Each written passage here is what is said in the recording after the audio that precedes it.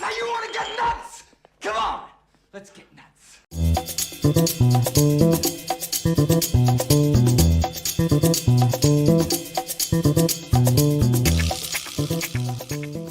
Let's get the humping.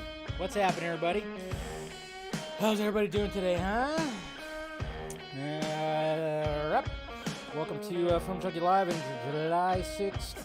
Wednesday. Does not feel like Wednesday. I keep thinking it's Tuesday, but no, it's freaking Wednesday.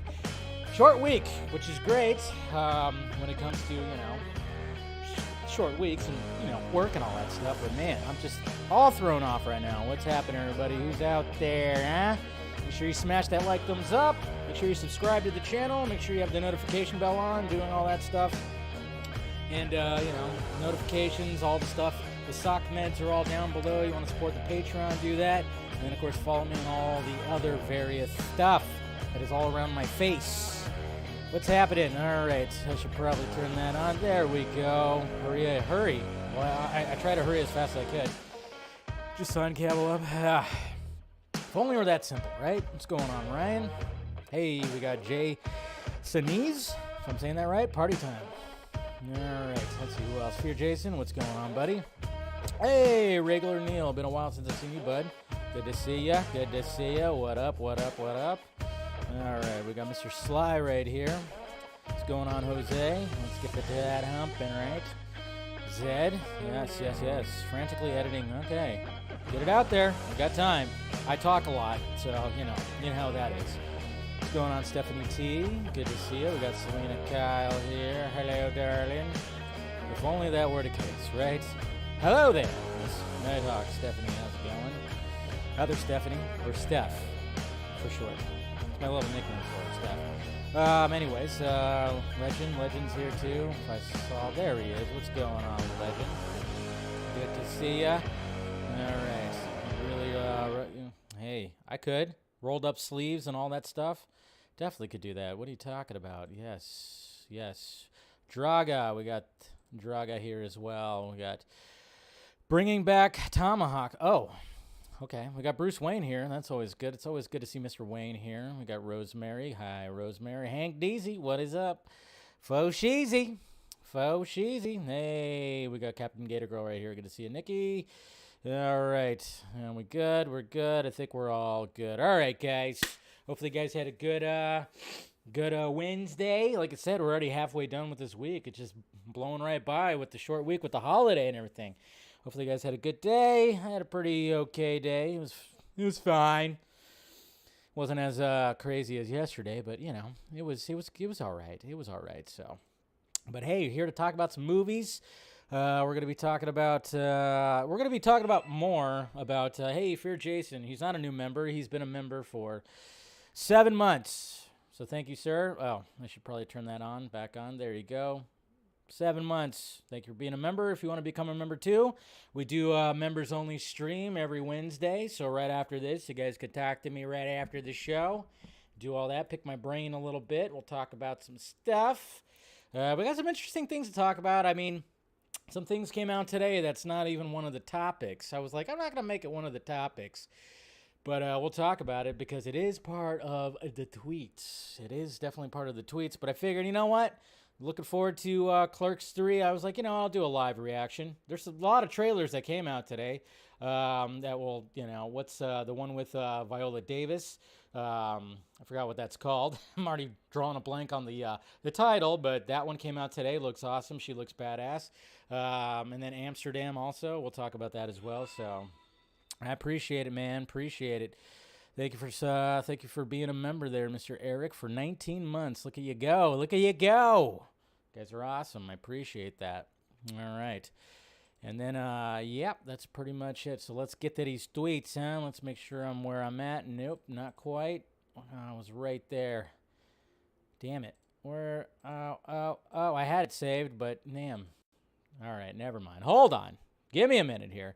I thought I had it, but I messed that up a little bit. Here we go. We'll get to there. Boop, boop, boop, boop, boop. The Woman King. That's what it's called. Duh. Okay. Let's see what's going on. Let's see where we at. All right. This is a good one to start with. Good tweet to start with. All right. Let's get to these tweets. All right. You want to see what the 4th of July was like at Michael Bay's house? Not really Michael Bay's house, but my God, did you see this guy? Did you see this video? People, there's just some people that should not handle fireworks. All right. This is insane if you didn't see it, but check this out.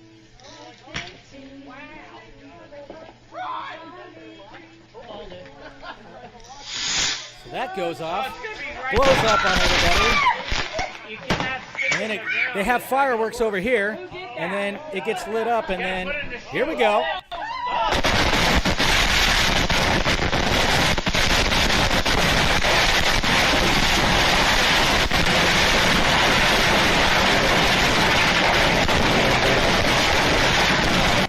Somewhere in the distance, Michael Bay's going, and cut! That was good! Jesus.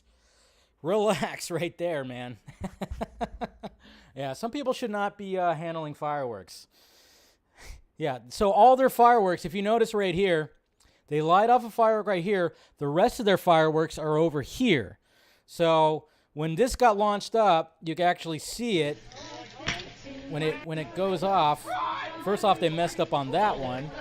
That one got messed up. And it launches right into this right here, so that's why it starts to light up on fire right there, and they all start going off. Right next to their car.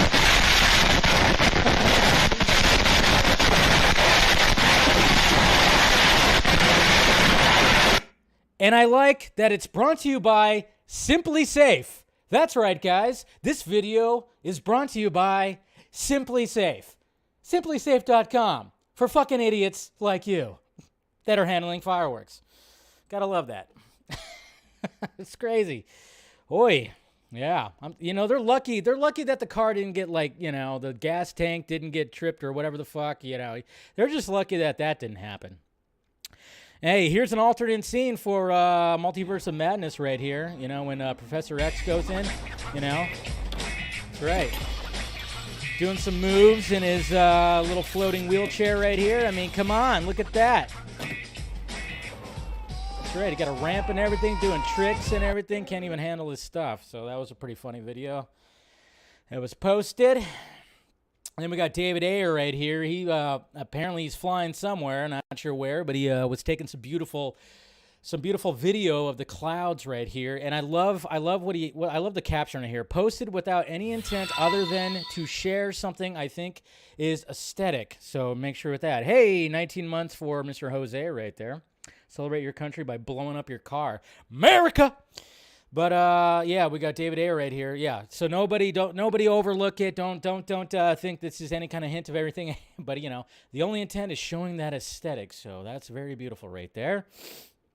Oh man, if any Giants fans out there, which I know there's not, but it was awesome that Hunter Pence, one of my favorite players, I have his jersey, who is now retired. He was doing commentary last night on last night's game, and it was great. It was absolutely great, and I wish he would do that some more. But, I don't know if that's going to happen. And we got our official poster right here of Harley Quinn Season 3, which looks cool. Bad is in full swing.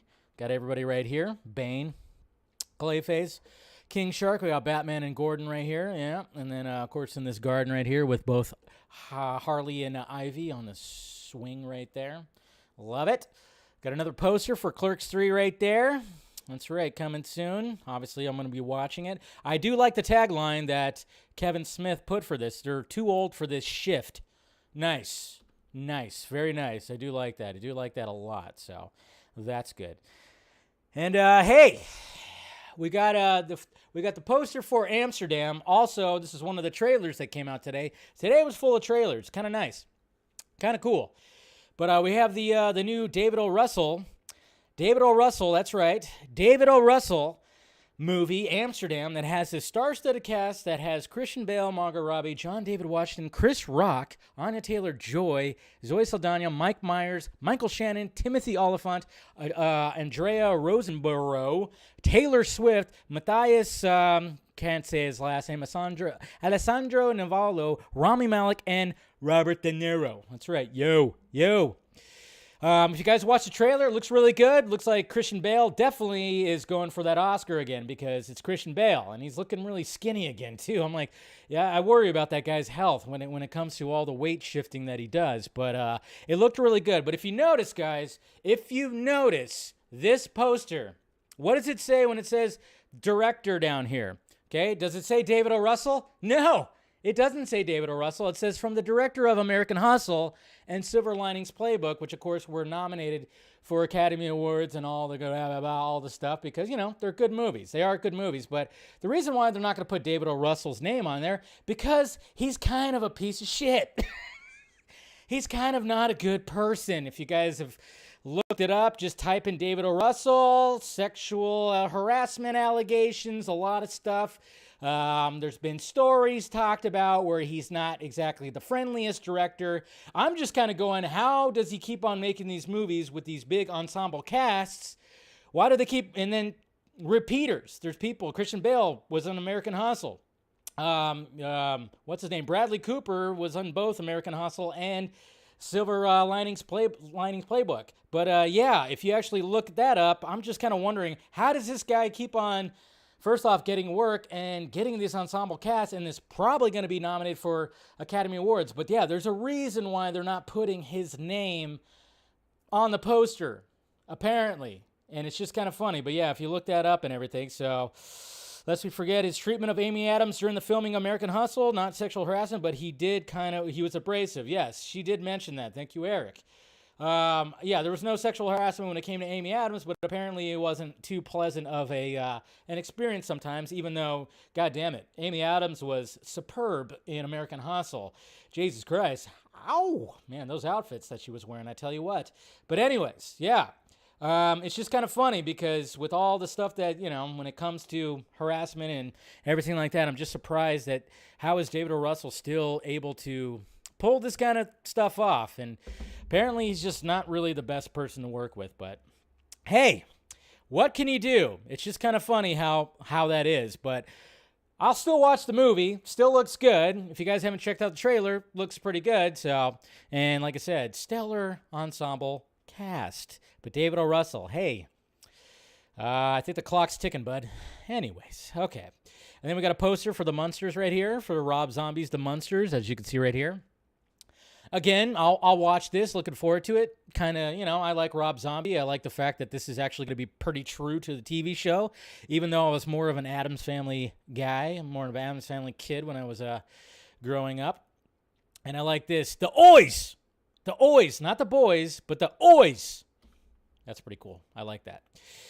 And then if you wanted to know who was playing guitar on that infamous scene in that last episode of Stranger Things, where you had Eddie Munson fucking rocking out some Master of Puppets.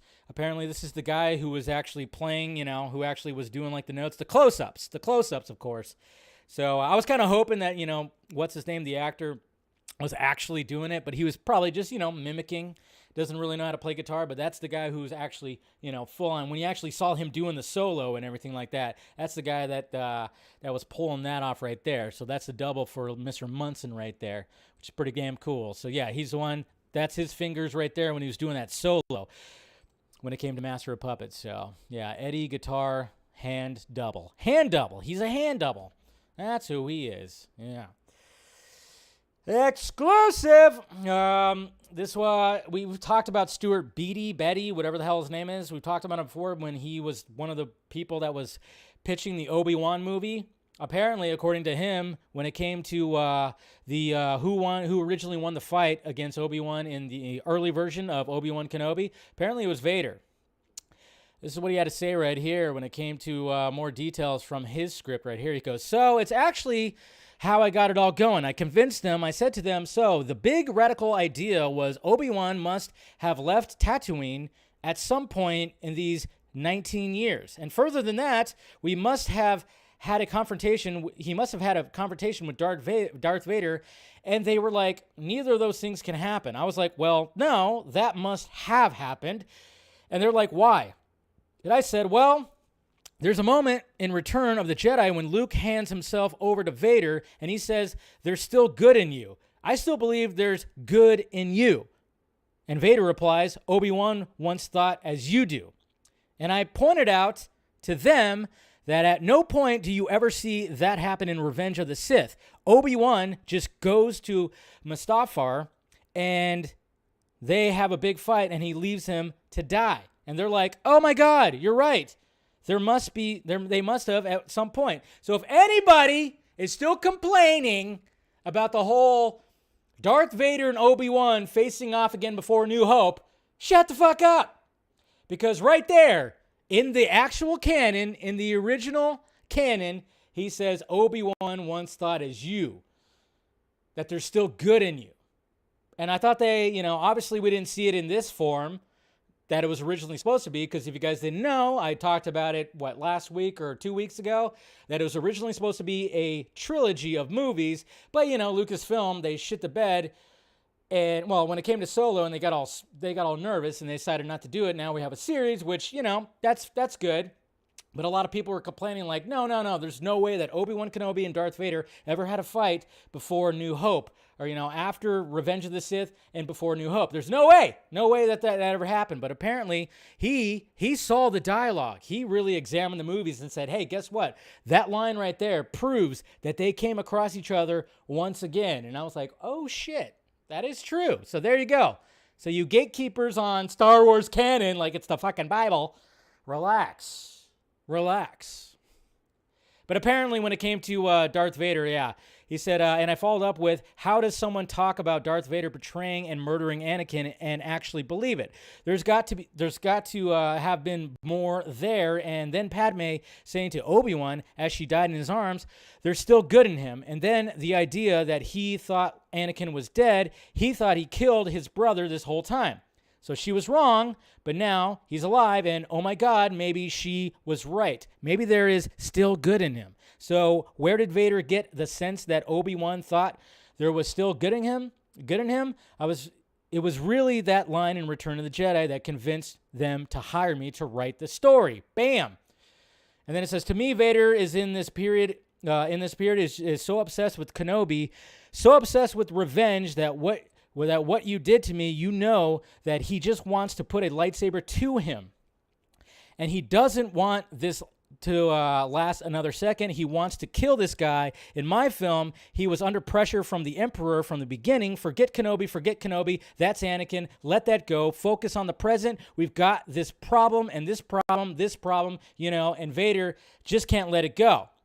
And then when it talks about, all the, continuing on, I said, in mine, he really did believe that Kenobi was dead at the end, which was the thing that allowed him to finally let Kenobi go and focus on ruling the galaxy with an iron fist, because it always seemed that in A New Hope, he was shocked when he was like, I sense something, a presence I haven't felt since. So yeah, when it came to Stewart right here talking about Obi-Wan, he actually had where, Obi-Wan kind of fell off like a cliff or something like that, and Vader presumed him dead. So, yeah, I could see that's actually, to me, that could be a little bit better, but at the same time, I do like that scene in the Obi-Wan series where, his helmet is sliced and they have that exchange. So I thought that was actually kind of interesting. So I always felt that was a moment when he suddenly realized, oh my God, he's alive. I mean, in the next scene, he's talking to Tarkin, and Tarkin's like, what? No, he's dead. He's got to be dead, But no, he's alive. So I felt that was justified, and really the only way that Vader would have stopped hunting Kenobi is that he believed Kenobi was dead. See, that's the thing, though. When it comes to the Obi-Wan series, he still has the at the end, the last scene that we see with Vader, sadly, he's still like, ugh, I gotta get this guy. But are we not going to see any more of that? Are we just going to move on? What's going to happen with it? I don't know. But I think Mr. Stewart, Betty, whatever the hell his name is, I think he was on the right path with not really messing with the canon and kind of doing a good job. But, Lucasfilm decided, hey, we're not going to do that. We're going to do something slightly different, but at least there was that, right? At least there was that. Kind of explains a little bit, so. Yeah. Okay. And then here it is, guys. Here it is. Told you guys, things behind the scenes were happening when it comes to Ezra Miller. And here it is right here. Flash Film News has obtained a Santa Monica police report that contradicts previous claims. That's right. So when it comes to what's going on with Ezra, when it comes to Takata, Chase Iron Eyes, all that stuff. First off, Chase Iron Eyes, that guy is a piece of shit. Just saying, he's really trying to capitalize on this and really trying to. I don't know what the fuck is happening. But, there's a whole conservatorship that they're trying to get on his daughter and everything. It's all just pretty crazy. But like I said, guys, we have to just be patient because shit's going to come out that's going to be in favor of Ezra Miller. So here it is right here.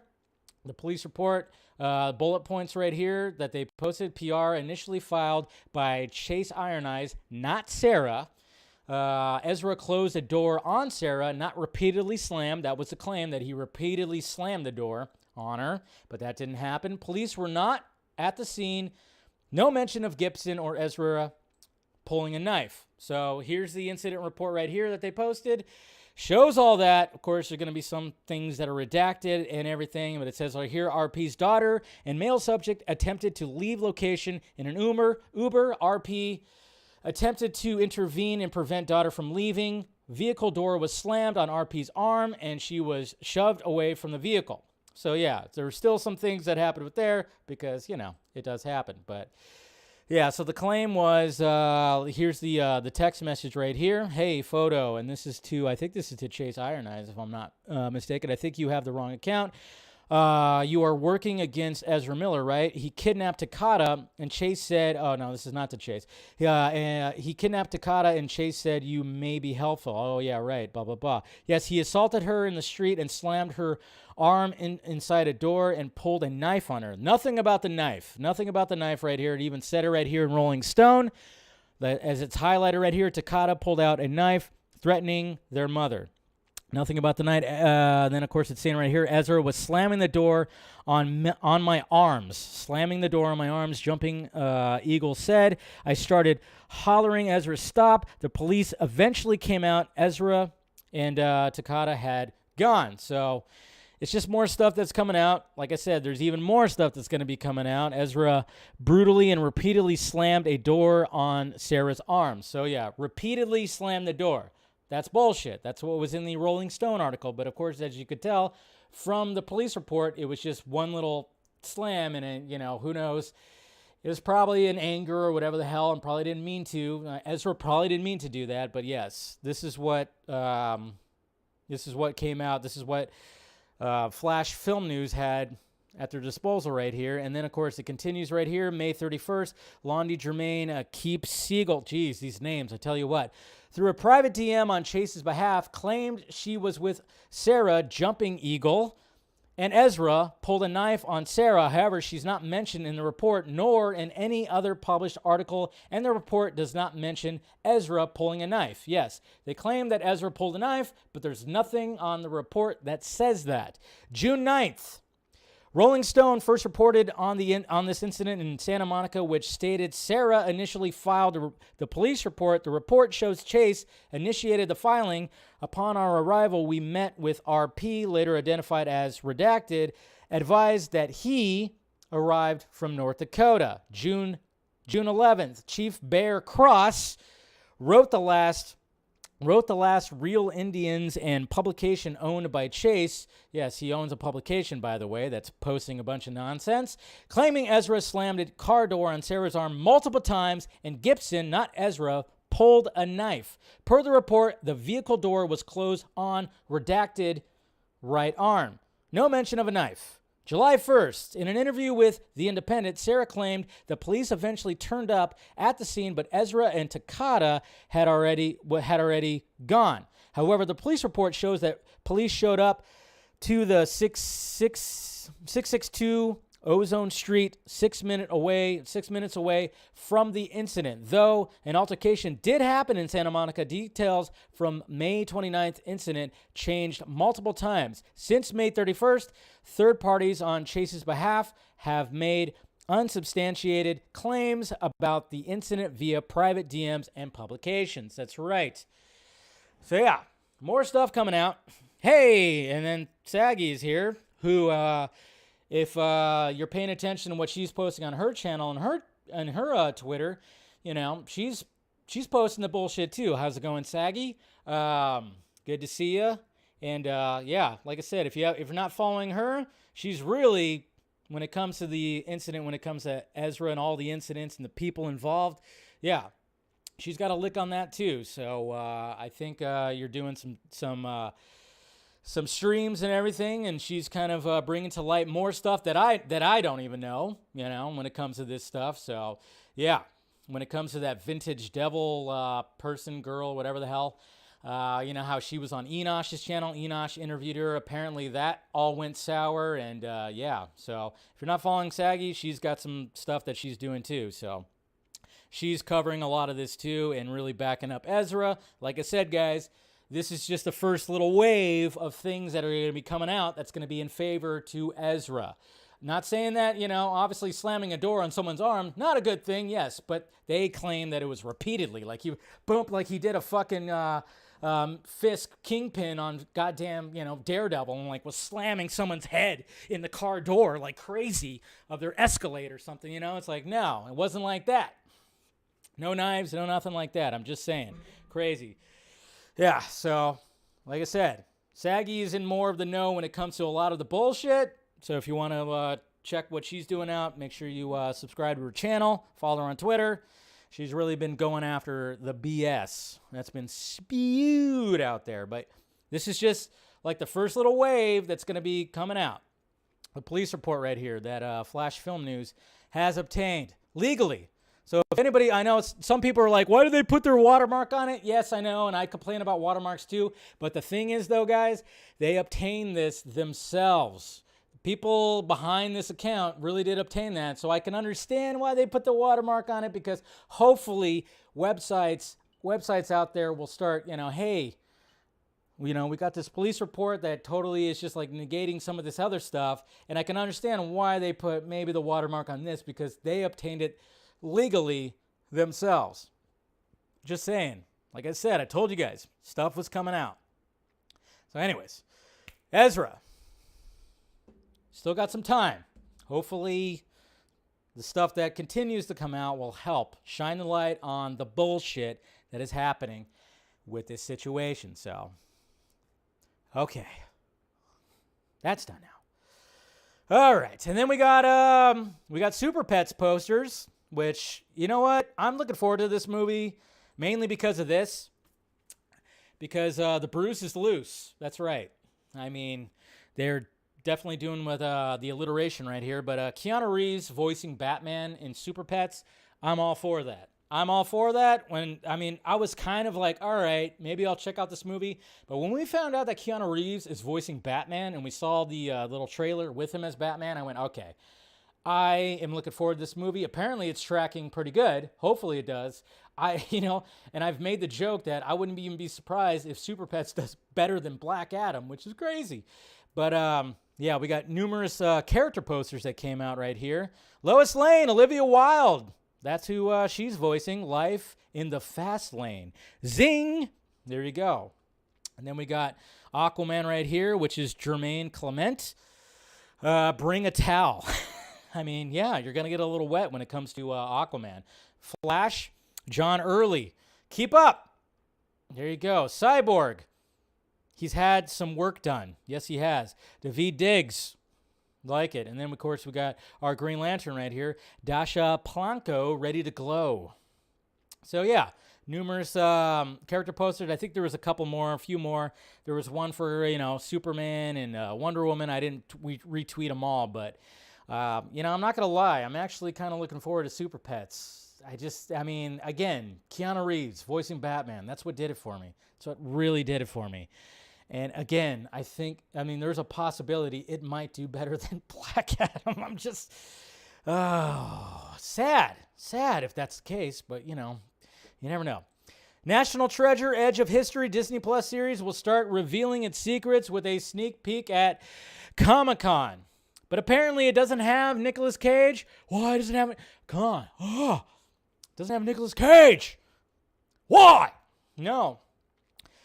I don't know if I could watch this if it doesn't have Nicolas Cage. But apparently they're supposed to be doing a third National Treasure movie. I don't know. And eventually, who knows? I don't know. But hey, I guess it could be something fun. We have a new look at the prequel comic for The Flash. This is drawn by Juan Ferrara. I'm bad with last names, but Mr. Juan right here. There's a little headshot right there of Barry Allen. That's cool. Hey, who wants to buy George Clooney's infamous batsuit? That's right, nipples and everything for $40,000. Anybody? Let's come on. Let's do this. Hey, Wonder Meg's here too. How's it going, Wonder Meg? Good to see you, Meg. If we all just want to pull your money, just start sending a bunch of super chats, and I'll buy the infamous I'll buy this batsuit, the George Clooney batsuits with the nipples. Casual Batman can wear it. Just start sending us just numerous super chats. Maybe I'll do like on this week's Vodka stream, we could do a nipple batsuit charity, so we could buy this thing for $40,000. I think we could do it. Why not? Just saying. But yeah, that's what's happening right there. So apparently that's going for auction. I wonder if it's going to go up in value at all. Maybe it will. I don't know. And then I like this right here. Let's face it. When it comes to, the Batmen that are currently out there, the live action Batman, these four are the top. They are. In my eyes, they are.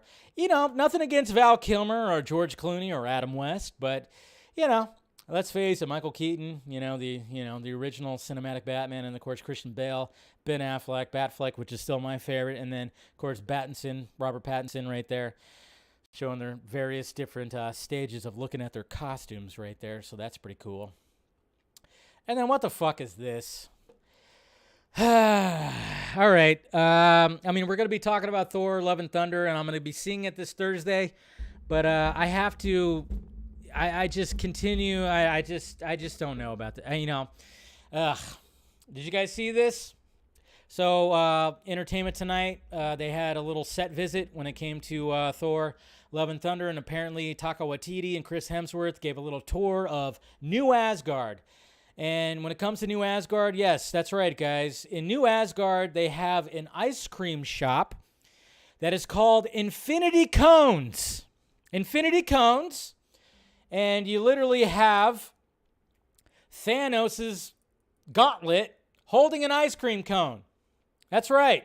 So in New Asgard, they have an ice cream shop that has the very weapon that wiped out half the universe as a gimmick for an ice cream shop. Zing! I'm telling you, this movie, again, and this is what I said in my tweet, this movie is one of those movies that you would see in the Boys universe as a preview for one of the superhero movies. It's that ridiculous. That ridiculous. That's right, guys. An ice cream shop in New Asgard literally has the very weapon that wiped out half of the universe. Jeez. It's ridiculous. This movie is just, again, I'm going to probably have 2 beers before I go into this movie. Hopefully I won't have to pee. It's a very short movie for, one of these. It's only 2 hours long. Less than 2 hours if you don't include the credits. But, of course, there's the post-credit scenes and everything like that. But it's just it's kind of funny because when I posted about this, thank you, Tony. They went full fucking spoof. When I posted this, oh man, I had some Marvel fanboys that weren't too happy and they were pushing back against it a little bit. One guy blocked me because he was trying to say that this was honoring the Infinity Stones bringing people back. Okay? It was kind of funny. I don't know who this guy was, but he was saying no. It's honoring the Infinity Stones to bring people back. And I'm like, no. If that was the case, then we'd see the Iron Gauntlet, the one that Tony Stark had, to bring people back, not the one that Thanos wore to wipe people away. And, of course, he blocked me because his argument was fucking stupid. Because that's just the way it is sometimes when you're trying to, and I don't even really give a shit. It's just a fucking gag. It's a gag in a movie that's full of gags. That's it. It's really not that serious. I just thought wow, really? They actually have this in New Asgard. It's that wacky. All right, whatever. Again, I'm walking into this movie just going, all right, let me just have a few beers and maybe I'll enjoy myself. But yes. There you go, guys. You will be able to see Infinity Cones. And the fact that it's in the same font as the Avengers title. Very meta. Very, very meta. So, there you go. All right. Hey, we got a new trailer for Bullet Train. Did anybody know? Did anybody know that Sandra Bullock was in this? I totally forgot. I think I might have heard that at first, but look it. Sandra Bullock's in this fucking movie.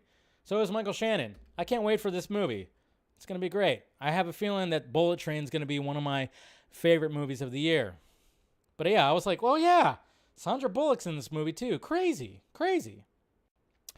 The Daniels, who, of course, directed Everything Everywhere All at Once, they pulled back on the whole sequel talk. They said, must have been back in March when the idea of a sequel was especially comically far-fetched to us.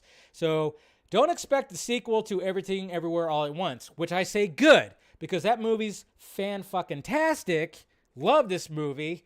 And there shouldn't be a sequel. You keep it where it is. I hope the Daniels continue to do more original shit. We don't need a sequel to this movie at all. Please. David Harbour. He reached out to Ryan Reynolds for career advice after Hellboy bombed. Did you guys read this? This came out over the weekend, apparently. But yeah, he... Hellboy, the new Hellboy, we all had high hopes, but, studios don't know what the fuck they're doing when it comes to these goddamn IPs that they own. They just don't know what to do. They get scared and they start making demands and suggestions and notes to the director, and then it gets all fucked up. We've been to this many times. Obviously, the victory that we won when it came to the Snyder Cut, we got to see that vision, but sadly, there's other directors that aren't going to get their actual vision out there. And I had a feeling that Hellboy, this new Hellboy with David Harbour, was probably going to be something pretty cool. And I remember the last scene of the movie, I went, holy shit, that was really badass. And there's some scenes in there that I thought were pretty cool too. But yeah, poor David Harbour was like, he called because apparently he knew, he knows Ryan Reynolds. Ryan Reynolds is a friend of his. And he says, I know Ryan a little bit. I called him and I was like, hey man, I just need to know something. Green Lantern, huge flop for you. What the fuck is that like? Because I think I'm going to hit that right now. Am I going to be okay? Am I going to survive this? David Harbour was so worried that his career was over for Hellboy that he called Ryan Reynolds and went, hey, how did you handle the flop that was Green Lantern? Sadly, we don't get the, he didn't say the answer. He didn't say what Ryan said, but I'm sure Ryan, being the man that he is, and, if you look at the way that he markets his stuff like that, I'm sure he gave him a good little pep talk and said, hey, you're going to be fine. You still have Stranger Things. You're okay. You're going to be okay. So don't worry about it. And David Harbour, he's okay. Because Stranger Things, it reached 1 billion views or 1 billion hours in views or whatever the fuck. Season 4, he's fine. But yeah, poor guy. You feel for that, but it's just funny that he reached out to Ryan Reynolds. Dude, you were in a superhero flop. What the fuck? That's funny. I like that. And no. And guys, no. I don't know why this is even a thing, because there was like one tweet that came out about this, and it was ridiculous. But no. This is not actually true. I don't see anybody really talking about this. In recent days, fans have been expressing interest in Elliot Page to replace Ezra Miller in the role of the Flash in the DCU. The actor who's currently at the Umbrella Academy previously worked on the X-Men franchise as Kitty Pryde. But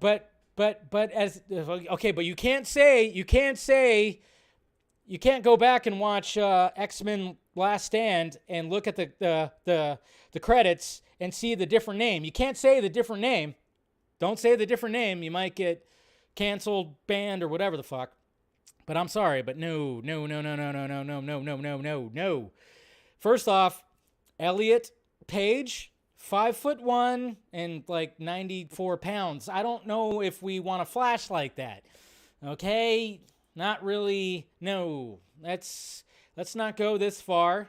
Nothing against Elliot Page. Nothing against, don't worry. Not saying that, but no. And, and some people, were saying like, oh, are they just doing that because they kind of look like each other? No. But then the person who tweeted that was really saying some awful shit that you shouldn't compare Elliot Page to Ezra Miller. And I was going, holy shit, online. What? No. Yeah. So there you go. Yeah. I don't know about that. I'm not now. I think Umbrella Academy, people are still enjoying that. Elliot Page, still good with that. So we're good. But yeah, don't dead name. He'll get banned, apparently. Anyways, okay. So that was like a thing. And I'm like, I don't know if fans are really saying that. I've been seeing a lot of other people that have been suggested to take over the Flash. But there was like one particular tweet that kind of went around that was suggesting that Elliot Page be the Flash. And I'm just kind of going like, I don't know about that. Nah, I don't think that's happening. It's not happening. Again, nothing. Elliot Page, great actor. Enjoyed many things that he was in before. Inception. Juno. A lot of things. So, anyways, I'm trying not to get canceled here because, anyways, okay. So let's get to it. Let's get to the main topic here. I talked about this yesterday briefly. This is one of the topics when I talked about HBO Max restructure yesterday. I did bring up a Bloomberg article that talked about Dave Zaslav talking about, the future. The future is now. Prestige worldwide. Sorry. Little Step Brothers reference right there. What's going on, ACS? Good to see you, bud. Let's see here. So we got David Zaslav. Now we're just going to be talking a little bit more about this when it comes to this Variety article. Dave Zaslav sees opportunity amid industry turmoil as moguls convene in Sun Valley. So we kind of talked about this briefly when we talked about CNN, which we'll kind of talk about that again. But this article, kind of broke some more things down. After I did talk about it on yesterday's show. Sun Valley, Idaho, David Zaslav was upbeat as he arrived in Sun Valley, Idaho on Tuesday for Allen & Co.'s gathering of business media and tech moguls. The Warner Brothers Discovery CEO had kind words for Netflix and Stranger Things, and he told reporters that he expects the annual summit to be a great week and amid a lot of turmoil in the business. Zaslav indicated that Warner Brothers Discovery is weighing quality versus quantity concerns as it plots strategy for the combined company's streaming future. Quote, that means I think a lot of opportunity, that he told Variety as he pulled up and And Warner Brothers Discovery got great quality content, so I think the world has changed. And it's not about how much, it's about how good. That's right. Sometimes you got to think quality over quantity. Yes. Netflix was all about quantity over quality. That's why Netflix is kind of bleeding right now, and the cash flow is not that great.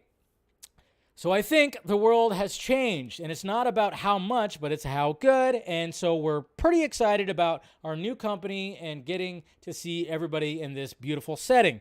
It's going to be a lot of fun. It's going to be a lot of fun. That's what he said. It's going to be a lot of fun. So that's pretty much, what he's saying right there. And then, of course, formerly the CEO of Discovery, Zaslav has been running the renamed Warner Brothers Discovery since the acquisition of Warner Media from AT&T closed in April. Among Zaslav's first moves at the helm was to hire Chris Licht as leader of CNN chief following the ouster of David Zucker earlier this year and shuttering the cable news network's short-lived streamer CNN+. On Tuesday, Zaslav responded to a question about recent ratings trends. We kind of talked about this yesterday when it came to the January 6th hearings last month, along with the rest of the news world. And he said, I think Chris is doing a great job pivoting CNN journalism first. America needs a news network where everybody can come and be heard. Republicans, Democrats. And I talked about this yesterday. Right now, when it comes to our media, it's either right or left media. That's why we say that. We have conservative media, we have liberal media, and sometimes I'm just going, are you guys fucking seeing the same shit I am? And that's what's sad, because now people take the sides. We're very tribal. It's like we're rooting for our teams here, and that's why we can't get shit solved. When it comes to anything that happens in this fucking country, I swear to God, anything that fucking happens, everybody's just like, hey, was that your guy? That was your guy. That's right. Fuck you. That was your guy. It's always like everybody's pointing. That was your guy. No, that's not my guy. That's your guy. It's always that. And I hate that. I fucking hate that. So if you can actually, if Zaslav can reel in CNN and be like, hey, can you get back to just reporting the news and not just talking opinions about, your side? I mean, there's so many times where I'm like, in the past few years where I'm going, what the fuck, CNN? What do you even watch? Are you even seeing this shit? It's crazy. Let's see. I think you're seeing more of that on CNN. Hopefully, because CNN used to be respectable. Everybody used to. I remember my growing up, my dad used to watch CNN all the time. Jesus Christ. I watched this Fox News.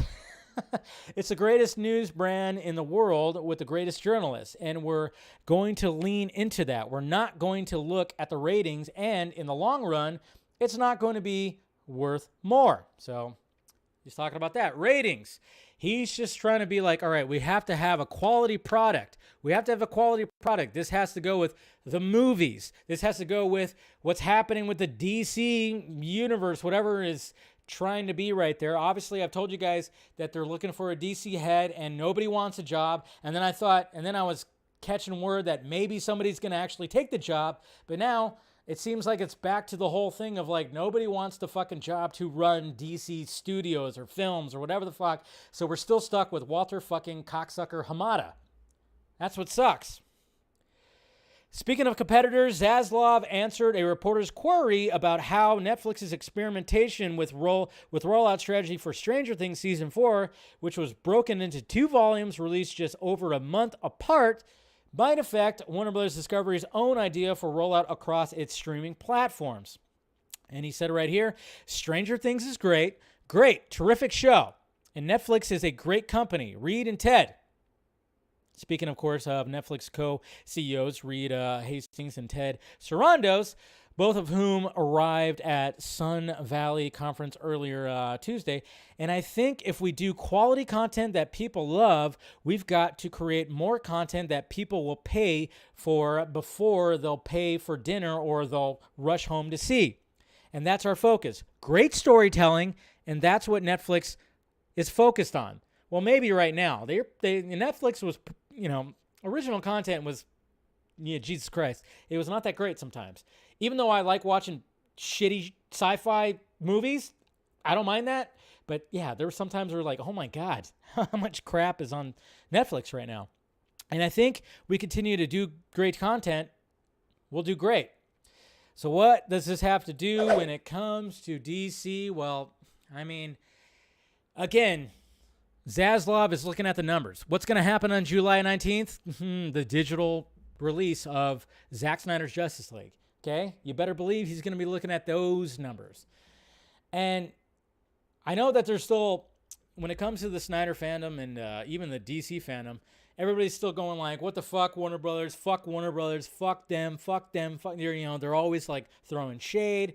They're always saying all this kind of bullshit at them. But at the same time, you gotta realize that Warner Brothers Discovery, they're cleaning up the mess from the previous regime. That's the thing. They're cleaning up that mess. They really are. And I keep on trying to get that message out there of like, hey, let's not blame Zaslav for what's happening right now, because he is looking at it like, hey, Jesus Christ, I'm trying to figure out what's the best way to put out quality content. And, it's not going to happen instantly. It's going to take a few years probably before we get like things looking pretty good where maybe HBO Max could be above Netflix. Who knows if that's going to happen? Hey, you never know. It could happen. There could be something. I mean, Netflix, how many subscribers did they lose? When it came to all the content they were putting out there that people were not liking, and then a whole changing the way they were doing stuff and password sharing and all that stuff. Netflix lost a lot of subscribers. Their stock went way down. But at the same time, Warner Bros. Discovery, their stock is still kind of trying to get up. So Zaslav is thinking, okay, we got to have quality content. We got to have something. And hopefully hopefully soon, I mean, I don't know how soon, I'm hoping real soon that they find a DC head that could really just shape everything up.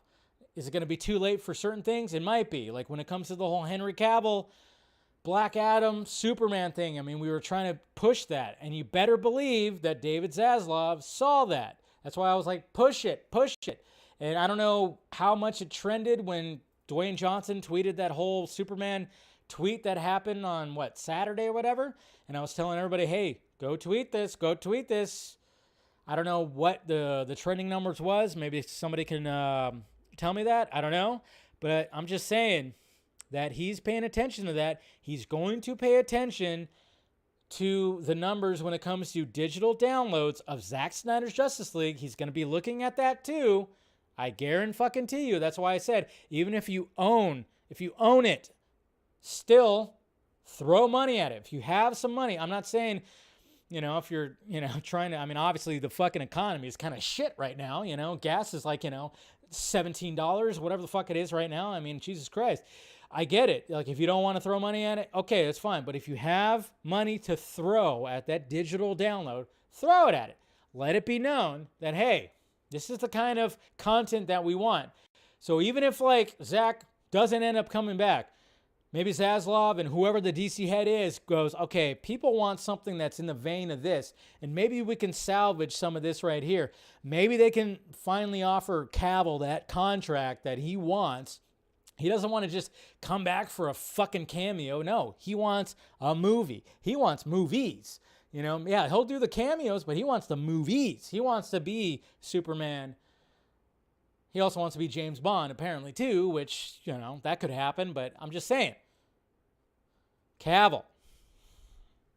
If you want to salvage some of this Snyderverse stuff, I mean, we're trying desperately to salvage stuff. That's why, like, when people, like, shit on The Flash, I'm just kind of going, like, yeah, as much as, like, the shit that's happened with Ezra, which, again, more shit's going to come out, which is going to help salvage that, that movie is really holding on to some Snyderverse stuff. I just wish, when it came to Dwayne Johnson, if he would have just put his hat in the ring and really supported the Snyderverse, if he really supported the Snyderverse, I know he tweeted it out once when I think we're responding to Ryan Reynolds or something like that, but if he really just pushed and tweeted out, release the Snyder Cut, and just kind of pushed for it, I'm telling you, that could have benefited. That could have benefited because there could have been something that worked out and whatever could have happened, and he could have because, let's face it, Toby and Hamada, all those guys, and Sarnoff, they wanted to, after the Snyder Cut came out, after Zack Snyder's Justice League came out, they want to just, like, wipe it clean, and that's it. That's all we're doing. We're done, But luckily, Andy Muschietti's trying to salvage a little bit, but Dwayne Johnson really could have just, if he just, he wouldn't be in the position he is now. He could have had Cavill. And something could have got worked out as Black Adam was about to film, Really could have done something, I think. I don't know. It's just like, it's frustrating. It's just frustrating. That's all. Okay. So, we'll see what happens, but Zaslav, he's all about quality. All about quality right now. All right. Thor, Love and Thunder. All right, we talked about the reviews yesterday, so what's the box office look like? Well, it's going to be fine. It's going to be fine. Even though the reviews aren't quite there. I don't even know where it's at on Rotten Tomatoes right now, but currently it's going to have it's projected right now to have $150 million domestic, and it's going to be like over $300 million worldwide, I read. But that's what it's kind of projecting right now. The 9th sequel in the sprawling MCU is expected to bring anywhere from 145 to 155 million over the weekend domestically, reaching as high as 170 million, which, I wouldn't be surprised if it does get like almost that high. But that's pretty much when it comes to Variety right here. They're talking about that. And then if you're talking about worldwide, guess what? 300 million plus. So the movie, no matter what, I mean, it's an MCU movie. It's Thor. Ragnarok did over $1 billion. I don't know if this one's going to do $1 billion overall, but it'll reach like $500 million in 2 weeks at least. But the projections right now are showing that, yes, it's going to be, I would say it's probably going to reach probably about 160, maybe 170. It might even blow past that. Who knows? When I bought tickets late, the theater that I went to, we actually had to sit on the, you have like the seats up here. They were all sold out. All the seats up here were sold out. So we're going to be like in the back row of the ground floor. I was like, shit, totally forgot to buy tickets. So, yeah, it was funny because I was like, oh, shit, I forgot to buy tickets. I was, because my brother and my nephew are going. And I was like, oh, shit, we're going to be on the ground floor. Is that okay? So they were okay with that. But, yeah. So I don't know if you guys have your tickets already. But, yeah, that's what it's like. Oh, it didn't make $1 billion? I thought it made $1 billion. Am I wrong on that? Are you wrong on that? I thought it made $1 billion. No?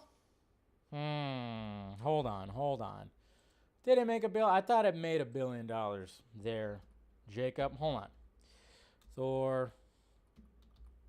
Or at least it came close? Am I wrong on that? Oh my God. Can't even type. Oh, 850. Huh. Yeah, I thought it did. Yeah, you're right. 853. Okay, so it'll probably come just shy of that. I don't know why I thought it made $1 billion. Interesting. Okay, I was wrong. I stand corrected. What did Thor Dark World make? The Dark World. Thor The Dark World made 644.8. And then the original Thor movie made 449.3. Okay. So each sequel, it got a little higher at least. I don't know why I thought it made $1 billion. I don't know. Just had it in my brain like that. But I suspect that Thor Love and Thunder probably will be around the same, maybe a little less. Maybe it'll be in the $700 million range.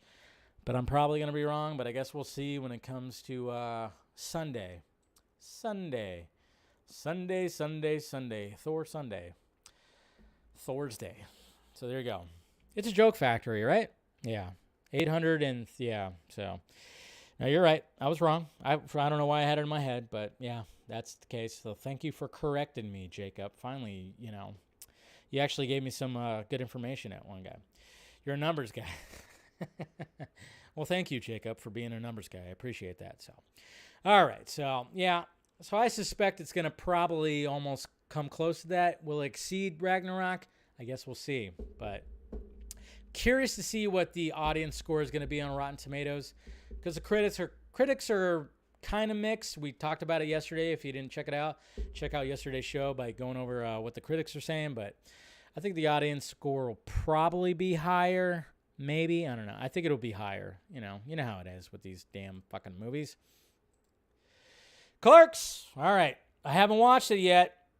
So let's watch this, the trailer for Clerks right now. Let's see. I got it right here. All right. Let's got that on. Cool. All right. Let me make sure that's not too loud, because I know some people are like, hey, man, it drowns out your voice. Okay. Let's check out the Clerks 3 trailer. When it comes to Kevin Smith movies, I love Kevin Smith. Love his movies. I love the original Clerks movie. The first movie I watched from Kevin Smith was Mallrats.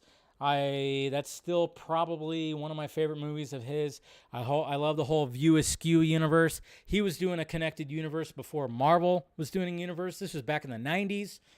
And, yeah, so let's check this out. I'm expecting cameos.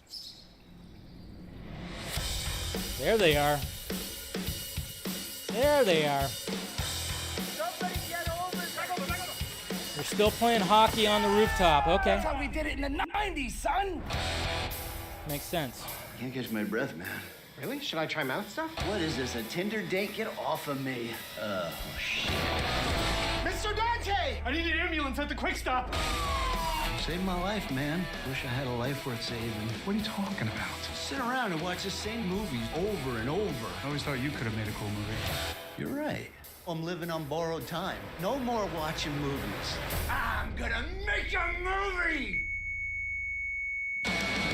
What's the movie gonna be about? It's about him working. So he's going to here. write a movie. Better. Okay. Everything in the script is something either me or someone I know said. I'm not even supposed to be here today. What the? There he Maybe is. Jay and Silent Bob could be characters.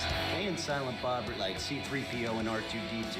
They've been here since the first movie, which was the last time they were cool. But they've been with the franchise so long, they still give them cameos and put them on the lunchboxes. Snoochie mooches! Please tell me I believe in you. You should put in that stuff you used to say about the Death Star contractors. Get sued by Disney? No way. Yeah, you don't want to talk about Disney stuff now. What I call acting! Take off your pants. Justin Long, of course. What the hell is this? I added a scene where you get shot. I'm not letting you kill me off in the third act. What if there's a sequel? A sequel? What am I, a hack?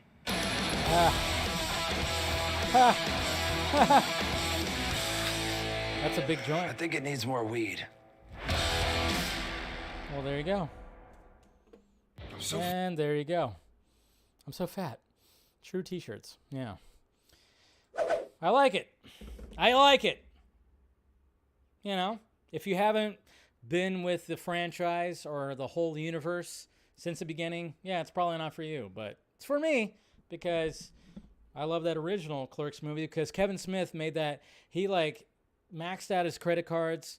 He borrowed money and he made his little indie movie Clerks, and he had to use like different methods to make it happen. It's shot in black and white because apparently it costs more to do color. That's why it's in black and white. I love it. And I like Clerks 2 also. So and that's a movie, right? Exactly. So yeah, I'm looking forward to it. Love me some Clerks. Man, there was even a Clerks cartoon at one point, you know, and those are great. But, you know, they didn't last too long, but I thought those were great. I had the DVD for the Clerks cartoons at one point. Alec Baldwin played like a voice of a character. He didn't shoot anybody, I swear. Anyways, too soon? Yeah, probably. Miss Marvel, all right. Episode, 5? We're at episode 5 now, Miss Marvel. I'm still enjoying it. If you watched the last episode, there was like a little thing that happened when she was fighting those people that have been around forever, the villains of the series. And of course, she has, I always forget what it's called, but you know, it's something kind of like, you know, this that she wears on her wrist. And she traveled back in time. That's right. She traveled back in time because she's in Pakistan, and then she traveled back in time, and that was the ending scene of episode 4, where she was like, what the fuck? Why am I at this train station where all these, like, I guess you could say refugees or whatever that were trying to get out of where they're at? And she was like, what the hell? So then when it comes to this episode, I thought it was kind of clever what they did when it came to episode 5, which, basically got more family history when it came to Kamala's family history, because obviously they went to Pakistan. She's talking to her Nani. I think she calls her Nani, right? And we got to see Nani's mom and mother and father, essentially. That's how the episode started, which I thought was pretty cool. It was like, oh, okay, we're getting some history right here. And seeing, okay, we're getting, obviously when you see the end of episode 4, we go, okay, something's going to happen where, it's going to kind of intertwine, and, it does. So, yeah, I mean, it wasn't like the most exciting episode because it's very much giving you a big-time backstory of the whole thing, but, it was good. It was good. It wasn't the strongest episode, but it was good to get that backstory when it comes to this whole series, and when it comes to her trend. That's what I kind of like. That's what I really like about the series, is the fact that it started off, and it very much, when we saw the trailer and everything, it's like, okay, this is a teenager who's going to end up getting powers. I don't know about this, but there's a lot of depth when it comes. They weren't fucking around when it comes to this series. They really weren't fucking around, because it started off very much like that. Now we got her just like out of her element and in a whole other country that she is just like, what am I doing? And she's got these powers and everything, and she's learning how to use them. She's more comfortable with them now. I'm just kind of wondering, like, I mean, I guess they're just building up to when she gets her like finalized costume or whatever. So, still enjoying it. So I like it. Where are the Kree? I know. I don't know if the Kree maybe they're going to show up. I wouldn't be surprised in the last episode of the Kree there's some kind of post-credit or mid-credit thing, because, I mean, she's going to be showing up in the sequel to Captain Marvel, which, please, for the love of fuck, be better than the first movie. Ugh. I refuse to rewatch Captain Marvel. It was just so bad. Ugh. It's low tier. MCU for sure. But I'm hoping, since I'm enjoying this series, that maybe it'll help with the sequel, the Marvels. It's called the Marvels, right? Or whatever the fuck. I don't know. But I'm really hoping that, because I'm digging what they're doing with the show. They're really taking their time. Like I said, now she's out of her element. We saw her in her element. Now she's out of her element. And then there was a little time travel involved. And I was like, all right, cool. I like that. So I enjoyed it. But, it was just, not like it didn't further. I mean, it furthered the story, but not as much as maybe some would hope. But I still enjoyed it. So there you go. There's my little quick review of Miss Marvel, episode 5. Alrighty. Let's get it on. All right, so I'm going to go to the Twitter questions. Meow. Let's see here. See what you guys have to say on Twitter. Let's make sure we're good. Nobody's saying... Okay, we're good. Here we go. All right, Mr. Eric and Blake. Where others see disasters, Zaslav sees opportunities. So in order to find a leader for DC Films, he's got to find someone of the exact mindset, looking at the mess and seeing the opportunity. Only question is, what opportunity would that leader see? Restoration or reboot? It's a good question. I don't know. Like everything's on the table right there. But it's like, do you do a soft reboot or you do a full-on reboot because you still have Momoa and Godot? What's going to be happening with that? I don't know. I mean, that's the thing. Again, these guys are trying to clean up the mess that the previous regime did. They made the mess. They made that mess. Ugh. I say reboot is the easiest solution, yeah. But the ballsy type sees opportunity in disaster, probably wouldn't be interested in easy safe. Would they? Wishful thinking? Maybe, but just saying it certainly makes sense. Yeah, we'll see. It's like just bring back Cavill, revolve it around him, try that. Ryan, Top Gun Maverick is still making at least $4 million a day. What's the chances it will break the top 10 domestic? Should be in the 11th by the weekend. Hopefully it does. Hopefully it does. I'm going to continue growing. I'm going to continue having my mustache for its entire theatrical run, at least. At least. Rosemary, Jesse's backdoor on vodka stream win. I don't think I want Jesse's backdoor on the vodka stream. I don't feel like talking to an asshole. Zing! Jesse's backdoor?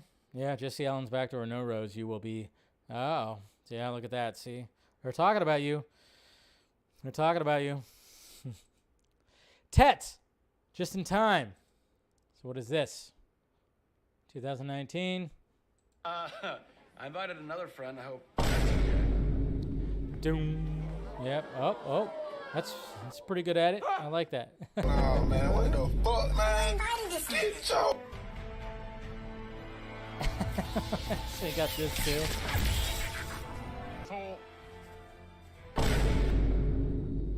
Oh. Seriously.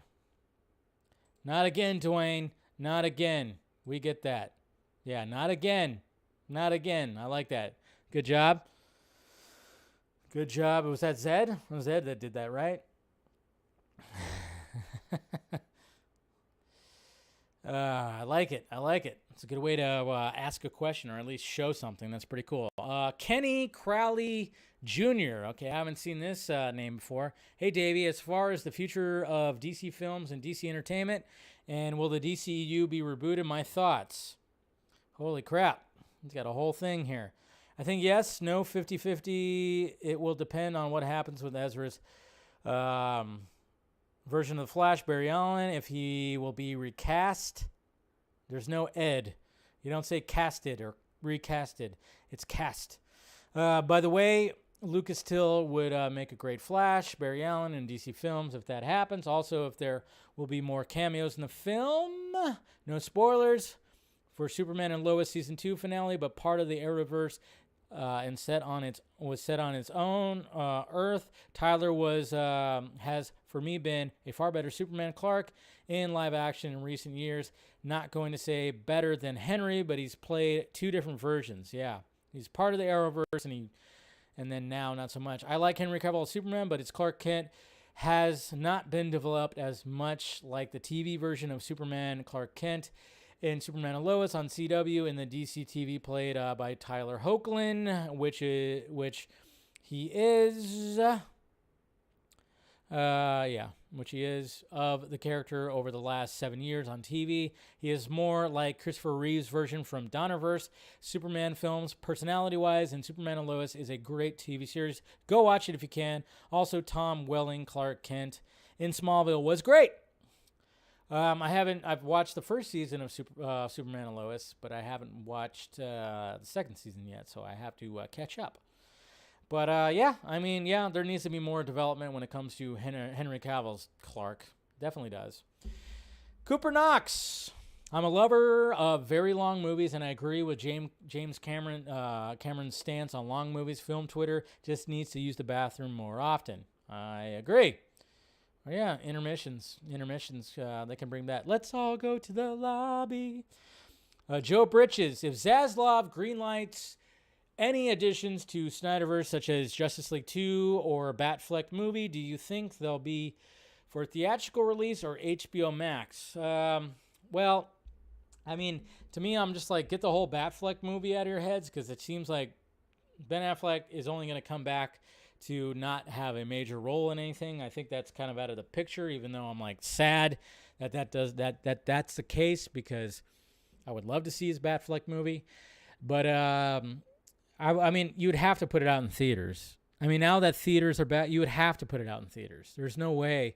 If you were going to throw money at a Justice League sequel or anything, you would have to put it out in theaters. You would. There's just no doubt in my mind that he would put it out in theaters. You can't.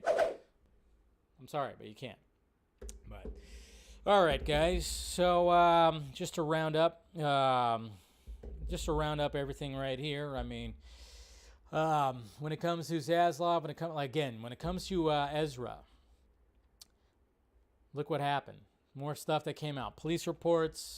Filed police reports, more things. The thing that came out today, that Flash Film News posted, really helped out the conversation right there. That's why I kept saying, be patient. More stuff's going to come out just like that. More stuff to just kind of be like, hey, not saying that Ezra is completely innocent. Of course not. That's not the case at all. But there's a lot of shady shit that's happening. There's people involved. Look what happened again with that Vintage Devil girl that was on Enosh's stream. He interviewed her. Been on other ones. Now all of a sudden things are flip-flopped. Again, if Saggy Melons is out there, she's been kind of just like blowing a hole in all that shit. She's been tweeting about it. She's been doing streams about it, so follow her. She's been more on top of it. I haven't been as on top of it when it comes to that whole situation. But again, more stuff's going to come out.